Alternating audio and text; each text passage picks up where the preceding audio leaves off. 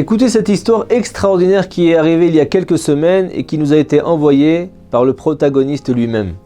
Yitzhak Cohen est un jeune juif français père de famille qui travaille dans l'industrie financière. Il y a 2 ans, il décide d'ouvrir de nouvelles perspectives à sa carrière professionnelle en passant un diplôme très important en finance qui est reconnu dans le monde entier. C'est un diplôme qui coûte des dizaines de milliers d'euros et est très difficile à obtenir. Le taux de réussite est quasiment nul et beaucoup d'inscrits abandonnent en cours de route. Pour maximiser ses chances d'obtenir ce précieux sésame, Yitzhak travaille durement pendant 2 ans et demi. Il passe des tests sur un site officiel en ligne, il obtient d'excellents résultats d'ailleurs. Il est confiant et il s'inscrit pour passer l'examen qui a lieu début juin 2019. Lorsqu'arrive le jour de l'examen sur le lieu indiqué sur la convocation, il commence à avoir des sueurs froides. Il reconnaît ce lieu, il y a déjà fait une formation professionnelle là-bas. C'est en fait une ancienne église qui a été déchristianisée et reconvertie en salle de conférence chic design. Il n'y a plus rien de chrétien là-bas, mais il y a une chose problématique pour un Cohen. Le jour de cette fameuse formation, Yitzhak a découvert la présence d'une crypte, c'est-à-dire un caveau souterrain qui sert de cimetière pour les chrétiens. Or, un Cohen a l'interdiction de se rendre dans un cimetière, et encore plus dans un cimetière de non-juifs. Après avoir vérifié auprès de son rave, il s'avère qu'il faut bien vérifier si le cimetière n'est pas au-dessus ou en dessous de la salle. Puis, il a pu poursuivre sa formation car la salle d'études n'entrait pas dans ce schéma. Le jour de son examen, Yitzhak retourne donc dans ce lieu et au moment où il arrive vers sa salle d'examen, il aperçoit le plan de sécurité de l'immeuble. Et là, il perd pied. Sa salle d'examen se trouve exactement au-dessus de la crypte. Depuis 2 ans et demi, il ne travaille plus. Il a investi des dizaines de milliers d'euros pour ce diplôme. Sa famille attend maintenant des résultats. Yitzhak est totalement angoissé, il ne sait plus quoi faire jusqu'à ce que l'examinateur le sorte de sa torpeur et lui dit « Bon, vous rentrez ou pas ?» Et Yitzhak hésite et il lui dit « Regardez, franchement, je ne sais pas, c'est un problème pour moi, il y a un cimetière juste en bas. » Et l'examinateur coupe court au débat et lui dit « Regardez, vous avez 5 minutes pour vous décider. Après, c'est trop tard, vous perdez tout, c'est dommage. Vous avez fait de bons résultats au test. » Yitzhak sent le poids du Yetzer Hara, du mauvais penchant, et pour s'en sortir, il sort son téléphone pour prendre conseil, mais il n'y a aucun réseau téléphonique. Il ne reste plus que la prière. Et devant les photos des rabbanim de Baba Saleh, Rabbi Chaim Pinto, sur son téléphone, il se met à prier du plus profond de son cœur en demandant d'être guidé devant cette impasse décisive. Et à ce moment-là, en pleine prière sincère, le téléphone se connecte un très court instant au réseau, le temps de recevoir un email du centre de formation. Il lit le titre et il voit c'est marqué sur l'email « Comment réviser ce diplôme ?» Et il interprète ce message comme s'il n'est pas pour lui le temps de passer cet examen.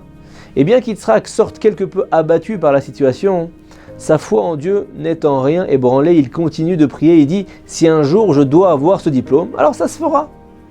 Et 1 semaine après cette mésaventure, Yitzhak se rend en Israël pour un mariage. Il prie dans la ville de Ranana, dans la synagogue de Rabbi David Pinto, et demande à être reçu dans son bureau pour prendre des bénédictions.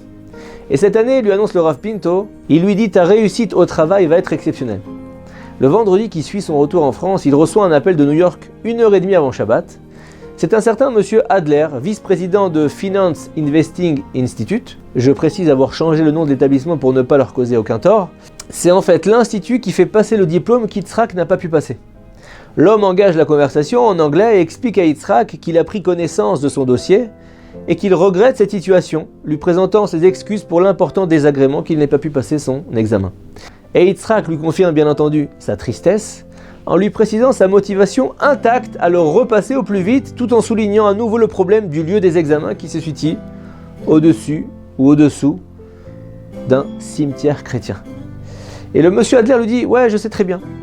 Cela m'a posé moi aussi un grand problème halachique. J'en ai parlé à mon rave pour qu'on soit honnête dans nos affaires, et à sa demande, je lui ai tout expliqué dans les moindres détails, et la réponse de mon rave, donc lui dit ce monsieur Adler, est sans appel. L'institution doit rembourser intégralement le jeune homme, car il a été volé.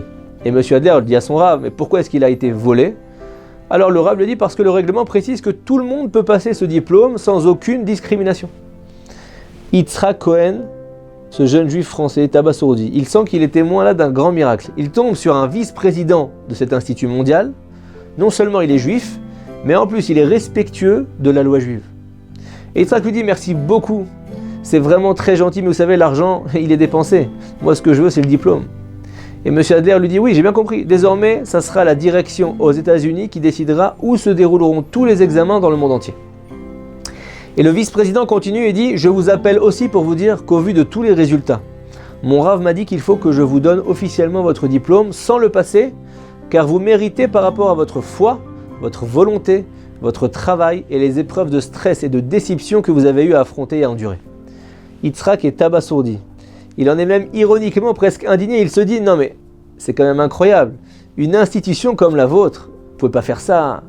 Il y a des gens qui se battent pour l'avoir, ce diplôme. Moi, j'ai des amis qui l'ont passé 4 fois, ils ne l'ont jamais réussi. » Mais le vice-président est inflexible. Non, mon Rav est catégorique. J'ai réuni la direction, le président, tous les managers. J'ai expliqué le cas et nous sommes tous unanimes, juifs ou non juifs. On va vous donner le diplôme. Yitzhak tombe des nues. Sans passer l'examen, il vient d'obtenir gratuitement un prestigieux diplôme international en finance qui peut dynamiser grandement sa carrière professionnelle. Et le tout avec un aval halachique de loi juive. Il dit, c'est pas possible, c'est incroyable. Quelle puissance. La main d'Hachem est là. Quand elle est là, tout passe. Et il y a 1 semaine et demie, Yitzhak reçoit un grand paquet postal avec le diplôme du Finance Investing Institute, daté, écrit à son nom. Et le même jour, il reçoit une notification de sa banque sur son mobile, lui indiquant que le virement de remboursement du diplôme est arrivé sur son compte. Tous ses amis lui conseillent donc de publier cette histoire sur Torah Box pour qu'elle soit racontée et ainsi faire la mitzvah de publier les miracles de Dieu. Le respect scrupuleux des lois et la prière la plus sincère à Dieu lui ont produit des résultats qui sortent largement des frontières rationnelles. Vous aussi, dans votre vie quotidienne, vous rencontrez sans doute des moments où les frontières du rationnel semblent restreindre votre pratique et le respect que vous attachez aux mitzvot de la Torah. Faites comme notre fidèle Yitzhak.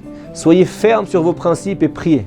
Bientôt, ce sera votre tour de nous faire parvenir les résultats extraordinaires de ces actions que nous publierons avec plaisir. Shabbat Shalom. Organiser un cours avec un Rav de Torah Box, avec le service Torah Box chez vous, c'est enfin possible. Paris, Lyon, Tel Aviv, Madrid, Bruxelles, Montréal, Casablanca. Torah Box vient à votre rencontre. Organisez un cours gratuitement, chez vous, entre amis, au travail ou dans votre communauté. Dans une ambiance chaleureuse, un Rav de Torah Box donnera une conférence et répondra à toutes vos questions. Réservez rapidement sur notre site, par email ou par téléphone.